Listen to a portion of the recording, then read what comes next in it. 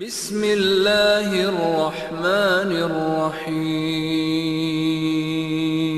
الحمد للہ نحمده ونستعینه ونستغفره ونعوذ باللہ من شرور انفسنا وسیئات اعمالنا من يهده الله فلا مضل له ومن يضلل فلا هادي له واشهد ان لا اله الا الله وحده لا شريك له واشهد ان محمدا عبده ورسوله اما بعد فان خير الحديث كتاب الله وخير الهدي هدي محمد صلى الله عليه وسلم وشر الأمور محدثاتها وكل محدثة بدعة وكل بدعة ضلالة وكل ضلالة في النار. أعوذ بالله من الشيطان الرجيم. وأتم الحج والعمرة لله. قال سبحانه وتعالى ولله على الناس حج البيت من استطاع إليه سبيلا إلى آخر الآية. وقال سبحانه وتعالى وإذ بوأنا لإبراهيم مكان البيت ألا تشرك بي شيئا وطهر بيتي للطائفين والقائمين والركع السجود. قال النبي صلى الله عليه وسلم يا أيها الناس إن الله كتب عليكم الحج فحجوا. وقال النبي صلى الله عليه وسلم من حج لله فلم يرفث ولم يفسق رجع كيوم ولدته امه الى آخر ما جاء عن النبي صلی اللہ علیہ وسلم. برادران اسلام، دینی اور ملی بھائیوں، نوجوان دوستوں، احباب اور بزرگوں، قابل احترام ماں اور بہنوں، عزیز بچوں، حج بیت اللہ کا جو فریضہ دین کے 5 ارکان میں سے 5واں رکن ہے، اس وقت اس فریضے کی ادائیگی کے لیے دنیا کے گوشے گوشے سے مسلمان اللہ کے گھر پہنچنے کی کوششیں کر رہے ہیں. یہاں سے بھی، آپ کے شہر سے بھی کم و بیش آج سے کل میں لوگ جانا شروع ہو جائیں گے. حج بیت اللہ کا جب موقع آئے، اس کی مناسبت آئے، تو یہ بھی ایک بہت اہم دینی ذمہ داری ہے کہ ہم اور آپ حج بیت اللہ کے فضائل، ایسے ہی اس کی برکات اور اس سے پہلے اس کی فرضیت، اس کی تاکید اور اس سلسلے میں ہونے والی ناقابل معافی، غفلت وغیرہ پر گفتگو کریں. اسی کے ساتھ ساتھ بنیادی طور پر حج بیت اللہ جیسا عظیم الشان فریضہ اور دین اسلام کا 5واں بنیادی ستون اور رکن جو ہے، اس کا پیغام، اس کا سبق ہم سب کے لیے کیا ہے؟ اس میں اللہ تبارک و تعالیٰ کی طرف سے اپنے بندوں کے نام کیا درس ہے، کیا سبق ہے، کیا پیغام؟ حج بیت اللہ ایک سفر صرف اور صرف نہیں ہے کہ لوگ بہت ساری جگہوں کا سفر کرتے ہیں، تفریحی اسفار بھی لوگ کرتے ہیں، مختلف شہروں میں ہی بلکہ ملکوں کے بھی اسفار آج کل کے دور میں تفریح کے نام پر ہو رہے ہیں. تو ایسا نہیں ہے کہ حج بیت اللہ بھی ایک سفر ہے سعودی عرب کا، مکہ مکرمہ کا، اور پھر آگے بڑھ کر کے سفر میں شامل کرتے ہوئے مدینے کا، حرمین شریفین کا انسان سفر کر لے اور ایسے ہی سمجھے جیسے اور دیگر اسفار ہیں. یہ بھی اسی طرح سے ایک سفر ہے، بس اس میں ہم ایک عبادت حج بیت اللہ کی ادا کرتے ہیں یا عمرے کی ادا کرتے ہیں، اللہ کے گھر خانہ کعبہ پہنچتے ہیں، مشاعر سے گزرتے ہیں، ایسے ہی مسجد نبوی سے گزر کر کے وہاں بھی عبادات انجام دے کر کے اجر و ثواب مزید اللہ تبارک و تعالیٰ کی طرف سے جس کا وعدہ کیا گیا ہے وہ اجر و ثواب حاصل کرتے ہیں. صرف ایسے ہی یہ سفر نہیں ہے. حج بیت اللہ میں ہم سبوں کے لیے بہت عظیم الشان پیغامات، بہت عظیم الشان دروس اور عبرتیں پوشیدہ ہیں، چھپی ہوئی ہیں. ہمیں جب اللہ تبارک و تعالیٰ حج بیت اللہ کی توفیق عطا فرمائے، عمرے کی عبادت کی توفیق بخشے، تو ہمیں چاہیے کہ ہم اس عبادت کی اہمیت، اس کی فرضیت، اہمیت اور ایسے اس کے فضائل، مناقب وغیرہ پر غور کرنے کے ساتھ ساتھ اس کی ادائیگی کے ساتھ یہ احساس بھی اپنی زندگی میں عبادت کی انجام دہی سے پہلے، دوران ادائیگی اور پھر واپس آنے کے بعد کچھ دن نہیں بلکہ ہمیشہ اپنے ذہن و دماغ میں، اپنے تصورات میں، اپنے شعور میں، احساسات میں، اپنی زندگی کی صبح و شام میں ہمیشہ اللہ کے گھر کے حج کا جو کچھ سبق اور پیغام ہمیں ملتا ہے اسے ہم باقی رکھیں، قائم رکھیں، اسے زندہ رکھیں۔ سفر سے پہلے بھی ان پیغامات پر غور کریں کہ یہ عظیم الشان سفر کرنے کا اللہ تعالیٰ نے ہم اور آپ کو جو موقع دیا ہے اور یہ موقع مل رہا ہے، یہ اللہ کی طرف سے سعادت ہے۔ اور پھر ہم کہاں جا رہے ہیں؟ وہ حرمین شریفین کی جو زیارت حج بیت اللہ کی تناظر میں انسان کرتا ہے، اس کی ہماری اور آپ کی زندگیوں میں کیا برکتیں ہیں، اس کے کیا اثرات ہیں، اور پھر دوران عبادت پل پل جہاں جہاں جب جب گزرے، کیونکہ مشاعر سے گزرنا ہے، بہت سارے مناسک کی ادائیگی کرنی ہے، اعمال کی ادائیگی کرنی ہے، چھوٹے اعمال، بڑے اعمال، ارکان کی حیثیت سے، رکن کی حیثیت سے، شرط کی حیثیت سے، فرائض اور نوافل، سنن مستحبات کی حیثیت سے بہت سارے کام کرنے۔ تو ان تمام کاموں سے، ان تمام اعمال سے گزرتے ہوئے ہمارے دل و دماغ میں، ہمارے شعور میں، ہمارے احساس میں یہ چیز بار بار رہنی چاہیے کہ یہاں یہ سبق مل رہا ہے، اس عمل سے یہ سبق مل رہا ہے، یہاں یہ درس حاصل ہو رہا ہے، یہاں یہ نصیحت ہمیں مل رہی ہے۔ اس سے ہماری اور آپ کی زندگیوں میں اس وقت بھی تبدیلی ہونی چاہیے، کایا پلٹ ہونی چاہیے، اور واپس آنے کے بعد جب ہم فارغ ہو کر کے سفر کریں اپنے ملک کا، اپنے وطن کا، تو جب زندگی جب تک ہے تو وہ احساس ہماری اور آپ کی سوچ میں قائم رہنا چاہیے، تب تو جا کر کے صحیح معنوں میں حج بیت اللہ کا فائدہ مل سکتا ہے، اور اس کے جو اثرات ہیں، اس کی جو برکات ہیں، اس کے جو عظیم الشان ثمرات ہیں، اس سے ہم اور آپ فیضیاب ہو سکتے۔ ورنہ تفریحی انداز کا سفر، چلو جائیں گے، گھومیں گے، پھریں گے، 5-6 روز میں حج بیت اللہ کی عبادت انجام دی جاتی ہے، وہ انجام جیسے تیسے دے دیں گے، اور اس کے بعد پھر وہاں تو 5 اسٹار ہوٹل ہے، بہت بڑا نظام شاپنگ کا ہے، بہت بڑا نظام عالمی انداز کی مارکیٹ ہے، اور بہت کچھ وہاں پر انسان کو تفریح کے لیے، اگر انسان تفریحی کی نیت سے جائے تو تفریح کر کے واپس آ سکتا ہے۔ تو یہ جو بڑا مسئلہ ہے اس پر ہمیں خاص طور پر دھیان دینے کی ضرورت ہے۔ اس وقت حج بیت اللہ کی فرضیت اور ترغیب پر زیادہ بات کرنا کی ضرورت نہیں ہے، کیونکہ حج بیت اللہ کا وقت آ چکا ہے، اور اس کی جو ترتیبات ہوتی ہیں وہ پہلے سے چلتی رہتی ہیں، سال میں ہی 1 سال سے یا کم و بیش 6-7 مہینے 8 مہینے سے اس کی ترتیبات چلتی ہیں۔ تو ایسا نہیں ہے کہ اس وقت ترغیب کا کوئی فائدہ اس موقع پر حج کا ہوگا، لیکن یہ اور بات ہے کہ ہمارے بہت سارے بھائی، ہماری بہت ساری بہنیں، مائیں ہیں، ہمارے بہت سارے عزیز ہیں، نوجوان ہیں، جو اس ترغیب اور فضیلت اور فرضیت کی باتوں کو سن کر کے کل اپنی مستقبل کی زندگی پر اس کے لیے تیاریاں کریں گے۔ اور اسی طرح سے فضائل کی جو بہت ساری باتیں ہیں، یہ سب بہت لمبی تفصیلات ہیں، اس کے اندر بے شمار دلائل اللہ کی کتاب میں، نبی کی سنت کے اندر موجود ہیں، اس لیے ان تمام چیزوں کا تذکرہ تو نہیں ہو سکتا ہے۔ بس 1-2 باتوں کا ذکر کر کے جو خصوصی بات آپ کے سامنے کرنی ہے وہ یہ کہ حج بیت اللہ کا پیغام، کیونکہ پیغام جو ہے نا میرے بھائیوں، جو حج بیت اللہ کرتا ہے اور ان مشاعر سے، ان اعمال سے، مناسک سے حج کے گزرتا ہے، براہ راست خود ادا کرتا ہے، انجام دیتا ہے، وہ ظاہر سی بات ہے کہ وہ تو کچھ زیادہ ہی اس سے متاثر ہوگا اور زیادہ سے زیادہ فائدہ اٹھا سکے گا، زیادہ سے زیادہ درس اور عبرت اور نصیحت اسے مل سکے گی۔ لیکن اگر ہمیں حج بیت اللہ کے اعمال اور مناسک کا تذکرہ ہمارے سامنے کیا جائے تو ہمارے بہت سارے بھائی، ہم اور آپ جو حج بیت اللہ میں براہ راست شامل نہیں ہوں گے تو بھی ان مواقع سے گزر کر کے، ان مشاعر اور اعمال سے گزر کر کے، یعنی ان باتوں کو سن کر کے بھی حج بیت اللہ کے پیغام سے، اس کے درس سے اور اس کی عبرتوں سے ہم یقیناً فائدہ اٹھا سکتے ہیں۔ اور خصوصیت کے ساتھ حج بیت اللہ پوری دنیا میں انسانیت کا، عالم اسلام کا، مسلمانوں کا سب سے بڑا اجتماعیت کا مظہر ہے۔ یہ اس کو مؤتمر الحج کہتے ہیں، اس کو حج کانفرنس کہتے ہیں، اور اس پر پوری دنیا کی نگاہیں ٹکی ہوا کرتی ہیں۔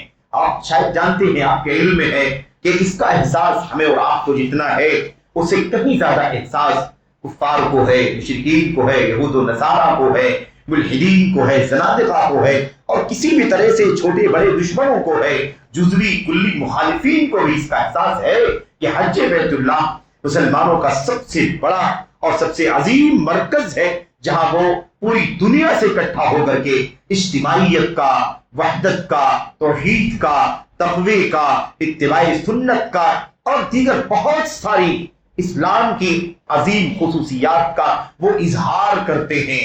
और वो मजहर है जहां से इंसान उन तमाम चीजों का मुशाहदा कर सकता है, देख सकता है। एक बहुत पहले किसी क्रिश्चियन ने, और क्रिश्चियन जानते हैं वो क्रिश्चियन नहीं जो क्रिश्चियन हमारी गलियों में यहाँ वहां रहते हैं, जिसको मुनस्सिरीन कहा जाता है, मुबश्शिरीन, यानी वो जो क्रिश्चियनिटी के दाई होते हैं, जो क्रिश्चियनिटी फैलाने वाले, ईसाइयत की तालीम देने वाले और ईसाइयत को फैलाने के लिए हर तरह की कोशिश करने वाले, उसके लिए तरगीब देना, शौक दिलाना, उभारना और उसके बाद सोशल उनकी मदद करना, उनका सपोर्ट करना, उन्हें फाइनेंशियल उनकी मदद करना, उनके बच्चों की शादियां करा देना जिनको वो ईसाई बनाना चाहते हैं। और जाहिर सी बात है कि इसमें बहुत सारे ऐसे मुसलमान जो अपनी तौहीद और अपनी ईमान और अकीदे के मामले में कमजोर वाक़ होते हैं और इल्म उन्हें दीन का, शरीयत का नहीं होता, रिवायती अंदाज के मुसलमान होते हैं और इल्म और अहले इल्म की मजलिसों से दूर होते हैं। बस उनकी जिंदगी बस ऐसे ही है कि किसी तरह से अपनी रोजी रोटी का इंतजाम करके गुजर बसर कर लो, बस नाम के मुसलमान और आबा व अजदाद से उनकी निस्बत इस्लाम से जुड़ी हुई, बस इसके सिवा कुछ नहीं। तो ऐसे लोगों को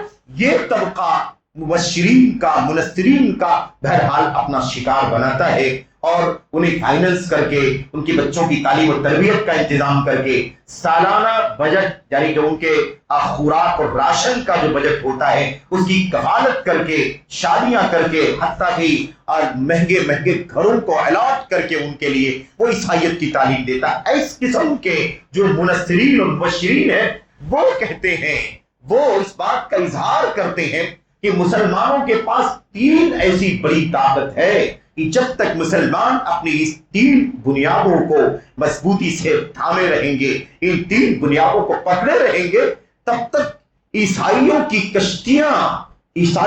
कश्तियां वो चट्टानों से टकरा टकरा करके पाश होती रहेंगी और ईसाइयत की दावत मुसलमानों के बीच में कारगर नहीं हो सकेगी। ईसाई दावी मुबश्शिर कहता है, मुनस्सिर कहता है, तो कहता है ला यज़ालुल इस्लाम, ला क्या कहता है, वो अरबी में है, वो इबारत लंबी है, उसका खुलासा मैं आपको बताता हूं। कहता है कि जब तक मुसलमानों के यहाँ तीन दाइम किसको कहते हैं, ये बुनियादों को कहा जाता है, सुतून को कहा जाता है और पिलर्स को कहा जाता है, जब तक मुसलमानों के पास तीन बुनियादी सुतून बाकी रहेंगे तब तक ईसाइयों की कश्तियां, मुनस्सिरीन की कश्तियां इनके इस्लाम की चट्टानों से टकरा टकरा करके वापस होती रहेंगी और पाश होती रहेंगी, चूरा चूरा होती रहेंगी, लेकिन ईसाइयत अपनी दावत में कामयाब नहीं होगी। वो चीज क्या है? नंबर एक, अल कुरान करीम। एक चीज है अल्लाह तबारक व तआला की किताब कुरान करीम।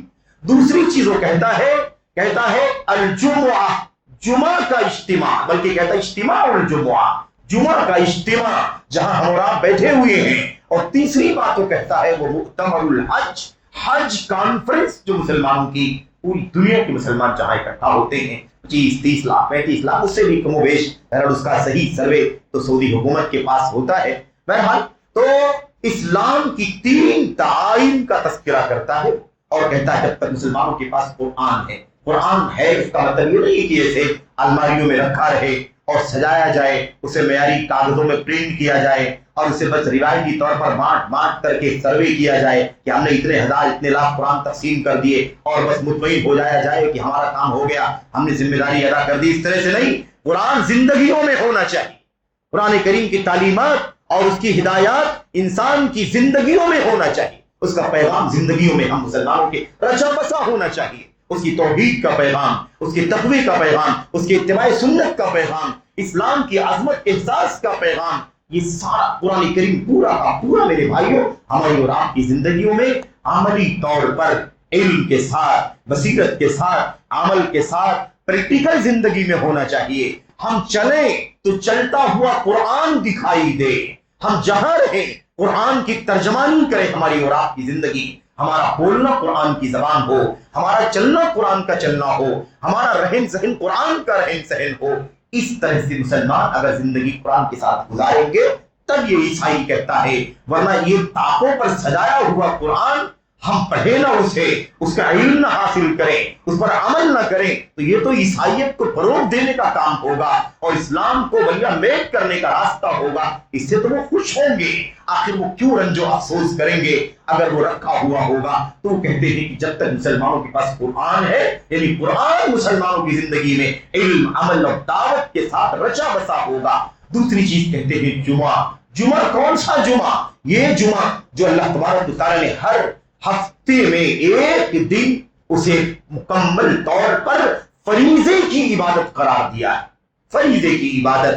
آپ سوچیں آج ہمارے شہر کی حالت تو یہ ہے، کیونکہ ہم جس شہر میں رہتے بستے ہیں ہماری تعداد الحمدللہ بہت ہے اور ہمارے پاس امکانات کی قلت بھی ہو سکتی ہے، کچھ غفلت اور کوتاہیاں بھی ہو سکتی ہے۔ ایک ہو یہ رہا ہے کہ جتنی مسجدیں ہیں، چھوٹی مسجدیں ہوں، بڑی مسجدیں ہوں، تمام مسجدوں میں جمعے کی نماز ہوتی ہے اور پھر بھی جگہ کی قلت ہوتی ہے، راستوں پر، روڈوں پر اور ادھر ادھر نماز پڑھنے کی نوبت آتی ہے۔ کارپوریشن کی طرف سے شکایتیں بھی آتی ہیں کہ ہم کیوں ادھر ادھر نمازیں پڑھ کے لوگوں کو حرج میں ڈالتے ہیں۔ یہ صورتحال ہے، لیکن اسلام کا جو اصل تصور ہے وہ یہ ہے کہ ہر مسجد کے اندر 5 وقتہ نمازیں پڑھی جائیں۔ جو بھی چھوٹی بڑی مسجدیں ہیں، 150 لوگ، 200، 500، 1000 لوگ نماز پڑھتے ہوں، ہر مسجد کے اندر محلے کے علاقے کی 5 وقتہ نمازیں ادا کی جائیں۔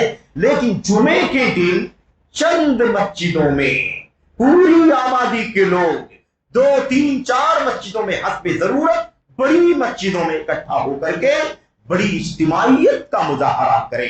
یہ اسلام کا صحیح تصور ہے۔ یہ نہیں تصور ہے کہ ہم ہر گلی کے اندر، ہر مسجد کے اندر نماز پڑھیں اور پھر ویسے ہی جیسے 5 وقتہ نمازوں میں پورے ہفتے ہم 10، 20، 50، 100، 200 مسجدوں میں بٹے ہوئے، یعنی الگ الگ چھوٹی چھوٹی اجتماعیت میں نظر آتے ہیں، بس اسی طرح سے جمعہ کو بھی نظر آئے۔ یہ نہیں مکتوب اسلام کے اندر۔ لیکن اب حالت یہ ہے ہمارے پاس، ہماری صورتحال ہے ہمارے شہر کی، ہمارے علاقے کی، وہ یہ ہے کہ ہمارے پاس جگہ کی قلت ہے، بڑی مساجد کی قلت ہے اور اس سلسلے میں ہماری کچھ غفلتیں بھی ہیں۔ اس سے ہم چھٹکارا نہیں پا سکتے کہہ کر کے ہمارے پاس اگر زندگی کے تمام تر وسائل کے لیے ہم کوششیں کرتے ہیں تو کیوں نہ ہم بڑی سے بڑی مساجد کی کوشش کریں۔ تعداد زیادہ ہے تو امکانات بھی زیادہ ہیں، وسائل بھی زیادہ ہیں، سوچ کی اور کوششوں کی کمی ہے، اس وجہ سے اس طرح کے حالات۔ تو اسلام یہ چاہتا ہے کہ ہفتے میں 5 وقتہ نماز تو ڈیلی اور 5 وقت کی نمازیں ہر محلے کی مسجد میں جو بھی چھوٹا چھوٹا اجتماع دکھائی دے، اجتماعیت اور یونٹی اور اتحاد کا مظہر دکھائی دے۔ لیکن ہفتے میں ایک دن ایسا آئے کہ جب مسلمان پوری آبادی کی مسجدوں سے نکل کر 1، 2 جگہ، 4 جگہ، 6 جگہ بہت بڑی تعداد میں ہفتہ واری بڑی اجتماعیت کا اور وحدت کا، یونٹی کا مظاہرہ اسلام چاہتا ہے۔ اور یونٹی، اجتماعیت، وحدت یہ بھی باہر سے نہیں ہوتی ہے۔ ایک ہدف ہو، ایک مشن ہو، ایک ٹارگٹ ہو، ایک نظریہ ہو، تب جا کر کے سب کا اس ٹارگٹ پر اکٹھا ہونا اتحاد کہلاتا ہے۔ ہم سب اللہ کے گھر میں حاضر ہوئے، جمعے کی نماز ہے یہ، ہم سب کا مقصد اللہ کی عبادت کی ادائیگی ہے، فریض جمعہ کی ادائیگی ہے، اللہ تبارک و تعالیٰ کی توحید کا اعلان ہے، اور اس مقصد میں سب کے سب متحد ہیں، ایک ہے، کسی کا اور کوئی ہدف نہیں ہے، کسی کا اور کوئی نظریہ نہیں ہے، یہاں آیا ہو کوئی اور مقصد ہو، اللہ کے گھر میں بیٹھا کوئی اور مقصد ہو، تو سارے مقاصد اہداف جب ایک ہوتے ہیں تب اس کو اتحاد کہا جاتا ہے۔ لیکن اگر لوگ بہت سارے لوگ اکٹھا ہو جائیں لیکن سارے لوگوں کے الگ الگ ٹارگٹ ہو، الگ الگ مقاصد ہو، الگ الگ لوگوں کی راہیں ہو، لوگوں کے الگ الگ اہداف ہو، تو ایسی صورت میں اسے بھیڑ کہا جاتا ہے، اسے اتحاد نہیں کہا جاتا۔ لیکن ہم اور آپ الحمدللہ اتحاد و اجتماعیت کے لیے بیٹھے ہوئے ہیں۔ تو اسلام یہ چاہتا ہے۔ اب یہ کرسچن کہتا ہے، دائی کرسچینٹی کا وہ کہتا ہے تیسرا کیا ہے؟ وہ مؤتمر الحج، حج کانفرنس جب تک مسلمانوں کے پاس ہے۔ اس لیے میں آپ کو بتا دینا چاہتا ہوں میرے بھائیوں، اللہ کے نبی محمد رسول اللہ صلی اللہ علیہ وسلم نے فرمایا تھا قیامت تک حج بیت اللہ جاری رہے گا، حالات نازک سے نازک ہو جائیں، حج بیت اللہ جاری رہے گا۔ وقتی طور پر کسی حالات کی وجہ سے کسی سال کم تعداد گئی، کسی سال معطل کرنا پڑا، موقوف کرنا پڑا، یہ الگ بات ہے، لیکن حج ختم ہو جائے ایسا نہیں ہوگا۔ اس لیے کہ مسلمانوں کی اجتماعیت کا سب سے بڑا اگر کوئی مظہر ہے تو یہ حج بیت اللہ کا مظہر ہے۔ تو یہ اصل میں ہمیں اور آپ کو جاننے کی ضرورت ہے کہ حج بیت اللہ کتنی عظیم عبادت ہے۔ ہم نے آپ کے سامنے 1-2 آیتیں پڑھی ہیں اور 1-2 حدیثوں کی طرف اشارہ کیا ہے۔ حج بیت اللہ کا موضوع بڑا ہی عظیم شان موضوع ہے، تو ہمیں جو اصل بات سمجھنی ہے وہ یہ ہے کہ یہ کوئی روایتی انداز کا سفر نہیں ہے، یہ ٹور نہیں ہے ایسا آج کل کے اس دور میں جو تفریح اور منورنجن اور انجوائمنٹ وغیرہ کا جو ماحول بنا ہوا ہے، اس ماحول میں یہ بھی بسا اوقات سننے میں آتا ہے کہ شادی ہوتی ہے، نیا جوڑا ہوتا ہے، اور جیسے کرسچنوں نے یہ راستہ نکالا جس کو ہنی مون کہا جاتا ہے، جس کو عربی والے شہر العسل کہتے ہیں، یہ جو طریقہ نکلا جانتے ہیں یہ عیسائیوں کی دین ہے، عیسائیوں کا طریقہ ہے یہ ہنی مون کے نام پر باہر نکلتے ہیں، گھومتے پھرتے ہیں، بہت کچھ منکرات بھی کرتے ہیں۔ میں نہیں کہتا کہ مسلمان سارے منکرات کرتے ہیں، لیکن بہرحال یہ کہیں نہ کہیں سے راستہ جو ملا ہے کہ بھائی چلو شادی ہوئی ہے، نیا جوڑا ہے تو اب گھومنے جانا چاہیے، اس کے پیچھے 10,000 50,000 جس کے جیسے امکانات ہیں اس اعتبار سے لوگ لاکھوں میں بھی پیسے خرچ کرتے ہیں، اور لوگ نیشنل اور انٹرنیشنل ٹورز کرتے ہیں، اور اس سے اطمینان کرتے ہیں کہ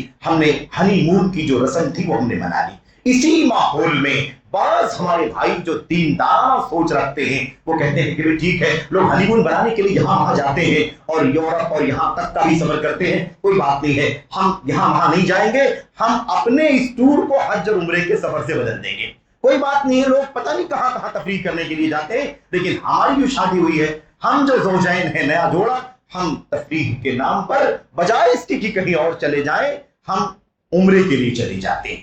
میں آپ کو بتا دینا چاہتا ہوں عبادتوں میں نیت ایک ہی چلتی ہے، ملاوٹ والی نیت سے پوری عبادت کا اجر و ثواب منجمد ہو جاتا ہے۔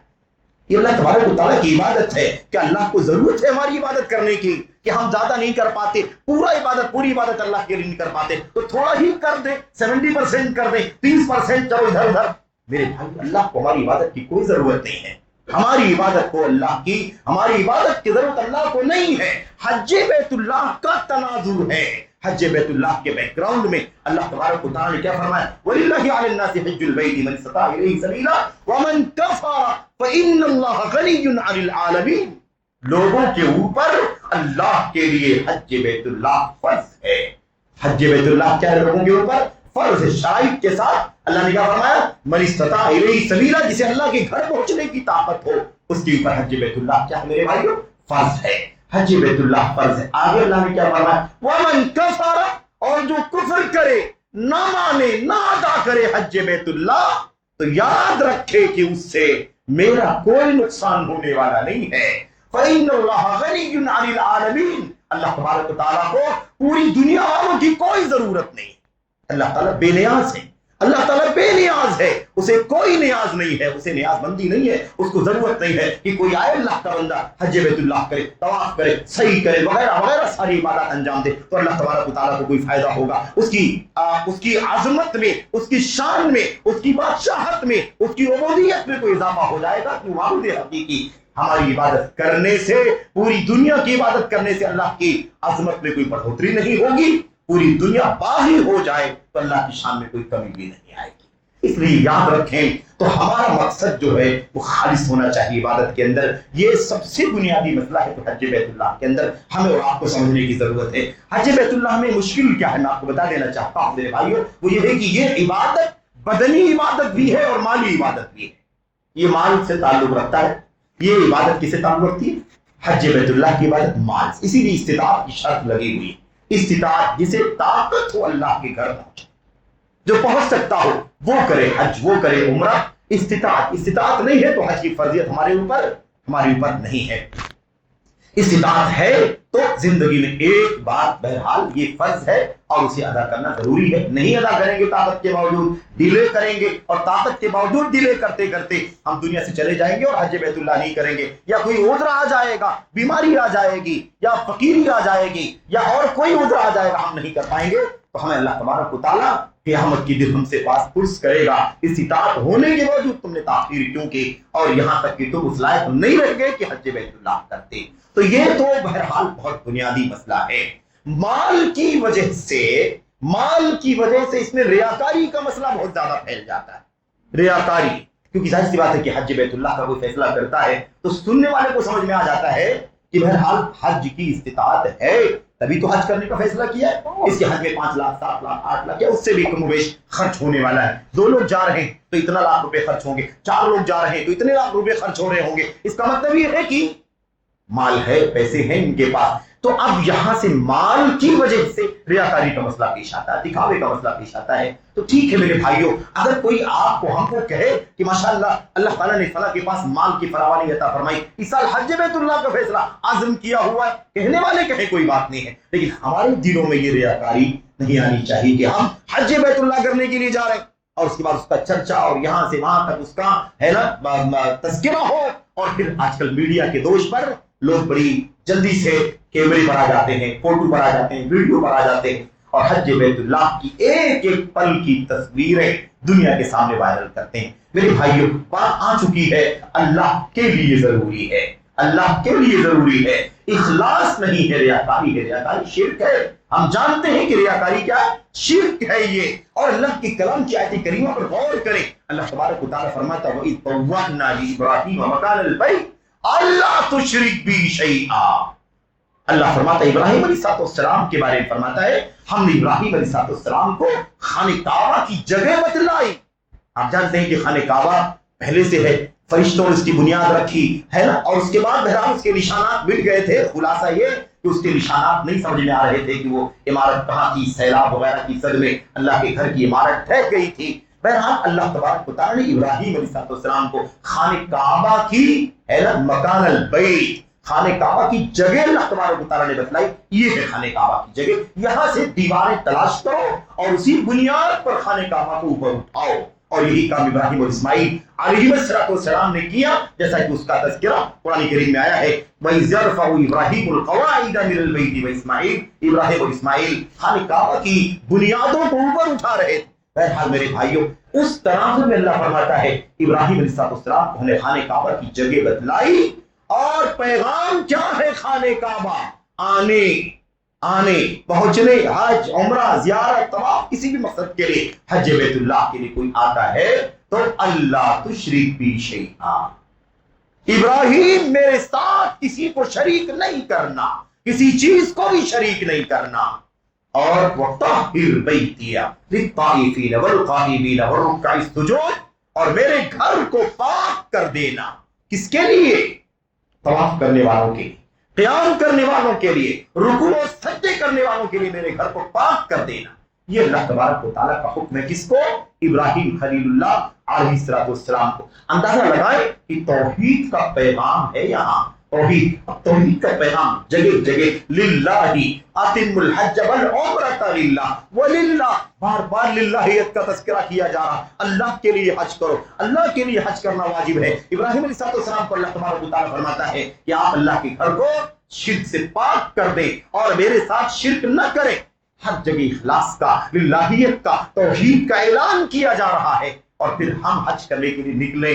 زندگی میں ایک بار یہ موقع اللہ نے دیا ہے اور ہم اس کو ریاکاری کے حوالے کر دیں، فوٹوگرافی کے حوالے کر دیں۔ اور میں آپ کو کیا بتاؤں، بار بار یہ بات آتی ہے، اللہ کے نبی محمد رسول اللہ صلی اللہ علیہ وسلم نے فرمایا تھا ان اللہ لا يقبل من العمل الا ما كان خالصا وابتغي به وجهه، اللہ کے نبی نے فرمایا کہ اللہ تعالیٰ صرف وہی عمل قبول فرماتا ہے جو خالص اس کے لیے ہو، پیور، بغیر کسی ملاوٹ کے، صرف اور صرف اللہ تبارک و تعالیٰ کے لیے جو عمل کیا جائے وہ اللہ تبارک و تعالیٰ قبول فرماتا ہے، اور اس عمل کا مقصد اللہ کو راضی کرنا ہو، اس کا رخ کریم، اس کی خوشنودی حاصل کرنا ہو، بس اسی عمل کو اللہ تبارک و تعالیٰ قبول فرماتا ہے۔ اور آپ نے بار بار یہ حدیث سنی ہے، یہ بات اللہ کے نبی نے کب بیان فرمائی تھی؟ ایک شخص آیا تھا اللہ کے نبی صلی اللہ علیہ وسلم کے پاس اور کہا اللہ کے نبی صلی اللہ علیہ وسلم میں جہاد کرنا چاہتا ہوں۔ آپ سوچیں کہ بات جہاد کی کیوں پیش کر رہے ہیں؟ حج کی بات چل رہی ہے تو حج پر بات ہونی چاہیے، حج کے لیے اخلاص کے بعد جہاد کی بات کیوں ہو رہی ہے؟ میں آپ کو بتا دینا چاہتا ہوں یہ بھی کہ حج بیت اللہ بھی جہاد ہے، حج بیت اللہ بھی کیا ہے؟ حج بیت اللہ بھی جہاد ہے۔ نبی کریم صلی اللہ علیہ وسلم نے صحابہ کرام نے، صحابیات نے کہا نَرَى الْجِهَادَ أَفْضَلَ الْعَمَلِ أَفَلَا نُجَاهِدُ يَا رسول اللہ أَفَلَا نَغْزُو، اے اللہ کے نبی علیہ السلام ہم ایسا سمجھتے ہیں، ہمارا سوچنا، ہمارا عقیدہ یہ ہے کہ جہاد جو ہے یہ سب سے زیادہ فضیلت والا عمل ہے، تو کیا ہم جہاد نہ کریں؟ کیا ہم جہاد نہ کریں؟ صحابیات نے کہا، ام المؤمنین عائشہ رضی اللہ تعالیٰ عنہا، ہم سمجھتے ہیں کہ حج بیت، ہم سمجھتے ہیں کہ جہاد سب سے فضیلت والا عمل ہے، تو ہمیں بھی جہاد کرنے کا موقع ملنا چاہیے، ہم کیوں ثواب نہ پائیں؟ ہم کیوں اتنے بڑے نیک عمل سے پیچھے رہ جائیں, یہ فضیلت نہ پا سکے, کیوں ایسا, ہم کیوں نہ جہاد کریں؟ اللہ کے نبی صلی اللہ علیہ وسلم نے فرمایا تھا ولیکن افضل الجہاد الحج, لیکن سب سے زیادہ فضیلت والا جہاد حج بیت اللہ ہے. حج بیت اللہ بھی جہاد ہے, تو جہاد میں دونوں باتیں شامل ہیں, وہ بھی شامل ہے, یہ بھی شامل ہے. اللہ کے نبی صلی اللہ علیہ وسلم کے پاس آدمی کہتا ہے, اے اللہ کے نبی صلی اللہ علیہ وسلم, ایک آدمی جہاد کرنا چاہتا ہے, ایک آدمی جہاد میدان کارزار والا جہاد, جنگ جس کو کہتے ہیں, اس میں شریک ہونا چاہتا ہے, لیکن وہ اللہ کی رضا بھی چاہتا ہے اور ساتھ ساتھ میں اپنا نام بھی چاہتا ہے. یلتمس الاجر والذکر, یلتمس الاجر والذکر, آدمی میدان جہاد سے اترنا چاہتا ہے, لیکن اس کا مقصد کیا ہے؟ اجر بھی حاصل کرنا, ثواب بھی حاصل کرنا مقصد ہے, اور ذکر نام بھی ہو جائے اس کا. بڑا بہادر ہے, بڑا مطلب مردی سے لڑائی لڑ رہا, بڑی جانفشانی سے میدان کارزار پہ ڈٹا ہوا, نام بھی چاہتا ہے. ایسے آدمی کو کیا ملے گا؟ اس کو اجر ملے گا کہ نہیں ملے گا؟ ثواب ملے گا کہ نہیں ملے گا؟ اللہ کے نبی صلی اللہ علیہ وسلم, کچھ نہیں ملے گا اسے, لا شیء لہ, کچھ نہیں ملے گا. یہی سوال ایک بار, دو بار, تین بار پوچھا. اللہ کے نبی نے فرمایا لا شیء لہ, کچھ نہیں ملے گا. آپ سوچئے, الاجر والذکر دونوں چیزیں ہیں. اللہ تعالیٰ سے اجر ہی چاہتا ہے, پہلے اجر چاہتا ہے, بعد میں سوچتا ہے کہ اللہ کے راستے میں لڑنے جا رہا ہوں تو میرا نام بھی ہو کہ میں نے اللہ کی راہ میں لڑائی لڑی ہے, میرا چرچا چلے, میری بہادری کے تذکرے ہو رہے ہوں کہ میں نے کشتوں کے پشتے لگا دیے میدان کارزار میں, اس کا تذکرہ بھی ہو. اللہ کے بھی فرماتے ہیں اسے کچھ نہیں ملے گا, کچھ نہیں ملے گا. کیوں بھائی؟ کچھ نہیں کیا اس نے, کیا کہ نہیں کیا اس نے اپنی جان کی بازی لگائی یا نہیں لگائی, لیکن پھر بھی کچھ نہیں مل رہا. کیوں؟ اس لیے کہ یہ ملاوٹ والا عمل اللہ کو چاہیے ہی نہیں. لے جاؤ, اگر تم نام بھی چاہتے ہو تو ایسے عمل کے اللہ کو ضرورت. کیوں ملاوٹ والا کام کرتے ہو میرے لیے, اللہ کے لیے؟ اللہ کو کوئی ضرورت نہیں تمہاری عبادت کی. یہ اللہ کے نبی صلی اللہ علیہ وسلم کے حدیث کا مطلب ہے. پھر اللہ کی دوسری بات, تیسری بات جب نوبت آئی تو اللہ کے نبی صلی اللہ علیہ وسلم نے کیا فرمایا تھا؟ کچھ نہیں ملے گا اسے, کچھ نہیں ملے گا, کوئی ثواب نہیں ملے گا. اور ساتھ ساتھ میں آپ نے فرمایا تھا وہ ٹکڑا جو آپ کے سامنے پڑھا گیا, ان اللہ لا یقبل من العمل الا ما کان خالصا وابتغي وجه اللہ, اللہ تعالیٰ اسی عمل کو قبول فرماتا ہے جو خالص, پورا کا پورا, ایک ذرہ بھی اللہ کے سوا کسی چیز کی ملاوٹ نہ ہو. نہ کوئی شخص, نہ کوئی شخصیت, نہ کوئی نام, نہ شہرت, نہ چرچا, نہ پبلسٹی, نہ میڈیا, نہ فوٹو, اور نہ یہ سارے جو میرے بھائیوں جس کو سوشل یا سماجی رابطے کی سائٹیں کہا جاتا ہے, اس کا کوئی دخل نہ ہو. آپ حج بیت اللہ کر کے واپس آ جائیں اور کوئی نہ جائے, جہاں آنے کے بعد لوگ جان پائیں کہ آپ حج بیت اللہ. تو بغیر کیمرے والا حج کریں گے, بغیر شہرت والا حج کریں گے, بغیر میڈیا والا حج کریں گے, تب جا کر کے اللہ تبارک و تعالیٰ جو ثواب عطا فرمائے گا. آج تو گھر سے نکلنے سے پہلے سے لے کر کے تصویروں کی لائن لگ جاتی ہے, اور گھر سے نکلتے ہوئے, گاڑی میں بیٹھتے ہوئے, راستے میں, ایئرپورٹ پر, اور امیگریشن اور پاسپورٹ تمام مراحل سے گزرتے ہوئے, اور اس کے بعد وہاں طواف میں, اس کے بعد سعی پر بال کٹاتے ہوئے, اور مشاعر میں, منی مزدلفہ عرفات میں, وہاں بھی جہاں اللہ تبارک و تعالیٰ اپنے فرشتوں کے درمیان ان حجاج بیت اللہ کا تذکرہ فرماتا ہے, وہاں بھی فوٹوگرافی چلتی ہے. کس کو دکھانے کے لیے حج کرتے ہو؟ ہم کس کو دکھانا چاہتے ہیں؟ مسلمانوں, جو لوگ حج بیت اللہ کے لیے جا رہے ہیں, ہمارے بھائی جا رہے ہیں, ہماری بہنیں جا رہی ہیں, طے کر کے جاؤ کہ اللہ تعالیٰ کے لیے حج کر کے آؤ گے, ورنہ تمہارے پیسے, تمہارا وقت, تمہاری جسمانی محنت تمہارے منہ پر مار دی جائے گی. اللہ تبارک و تعالیٰ سے ان ملاوٹوں والی عبادت کی کوئی ضرورت نہیں. میرے بھائی, اللہ تعالیٰ مجھ کو آپ کو اخلاص کے ساتھ حج بیت اللہ کی توفیق عطا فرمائے, ریاکاری سے, دکھاوے سے, نمود سے اللہ تعالیٰ بچنے کی توفیق عطا فرمائے. یہ ہماری اور آپ کی ضرورت ہونی چاہیے. اور اللہ تبارک و تعالیٰ راضی ہو گیا تو پھر دنیا کی ساری سعادتیں آپ کے لیے تیار ہیں. لیکن ہم نے اللہ کو ناراض کر دیا, دنیا کو بتا دیا, ہزاروں لاکھوں لوگوں نے آپ کو فیس بک پر دیکھ لیا کہ آپ حج بیت اللہ میں گئے ہوئے ہیں, اور آپ کی ساری مراحل سے وہ اپڈیٹ ہو رہے ہیں.